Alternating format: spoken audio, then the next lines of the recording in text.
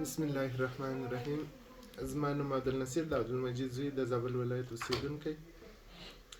دغه زاویانو چې کومې ویډیوګانې پورته کوي د 2 کلو له مخه چې زما سره دا موضوع پیښه شوې یا زما سره دا جنجال شوی، دا جنجال خو حل شوی دی. دا زاویان اوس څه کوي چې دا ویډیوګانې پورته کوي او ماته مشکلاتونه جوړوي.